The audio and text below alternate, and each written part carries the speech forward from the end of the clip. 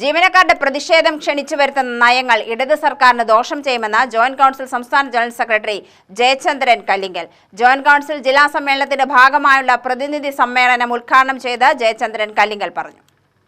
കേന്ദ്ര സർക്കാർ കേരളത്തെ നിരന്തരം അവഗണിക്കുകയും അവകാശങ്ങൾ നിഷേധിക്കുകയും ചെയ്യുകയാണെങ്കിലും എന്തിനുമേതിനും കേന്ദ്രത്തെ പഴിചാരുന്ന രീതിയിൽ സമൂഹത്തിനും ജീവനക്കാർക്കിടയിലും സംശയത്തിന്റെ വിത്ത് പാകിയിട്ടുണ്ട്. പങ്കാളിത്ത പെൻഷൻ പദ്ധതി പഠന റിപ്പോർട്ട് കിട്ടാൻ സുപ്രീം കോടതി വരെ പോവേണ്ടി വന്നു. ജീവനക്കാർക്ക് നൽകിയ വാഗ്ദാനങ്ങൾ നടപ്പിലായില്ലെന്ന് മാത്രമല്ല, സാമ്പത്തിക ഞെരുക്കത്തിന്റെ പേര് പറഞ്ഞ് പലതും തടഞ്ഞുവെച്ചു. ജീവനക്കാരുടെ അവകാശങ്ങൾ ഹനിക്കുകയും കവർന്നെടുക്കുകയും ചെയ്യുന്ന ഏതു നടപടിയെയും എതിർക്കുമെന്നും ജയചന്ദ്രൻ കല്ലിങ്കൽ പറഞ്ഞു. സിവിൽ സർവീസ് ഇല്ലാത്ത സംസ്ഥാനങ്ങൾ എങ്ങനെയാണ് മുന്നോട്ട് പോകുന്നത്? എങ്ങനെയാണ് ഭരണനിർവഹണത്തിൽ ഭരണഘടനാനുസൃതമായ സേവനങ്ങൾ ജനങ്ങൾക്ക് ലഭ്യമാകേണ്ടതിന് പൊതുസേവനങ്ങളും പൊതു സർവീസും സിവിൽ സർവീസും നിലനിൽക്കേണ്ടതിൻ്റെ ആവശ്യകത എന്താണ് എന്നെല്ലാം ശക്തമായ ഭാഷയിൽ ജീവനക്കാരോട് മാത്രമല്ല പൊതുസമൂഹത്തിനോട് വിളിച്ചു പറയാൻ നമുക്ക് ആ യാത്ര കൊണ്ട് കഴിയും.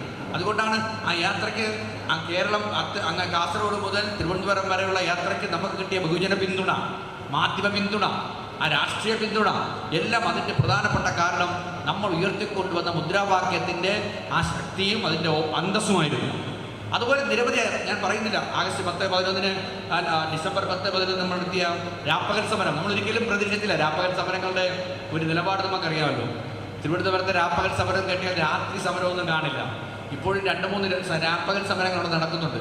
തിരുവനന്തപുരത്ത് രാത്രി യാത്ര ചെയ്യുന്ന ആളെന്ന രീതിയിൽ ഒരു 10 മണി 9 മണി കഴിഞ്ഞാൽ അല്ലേ ഹിന്ദുവിനറിയായിരിക്കുമല്ലോ, ഹിന്ദു തിരുവനന്തപുരം എന്നറിയാം.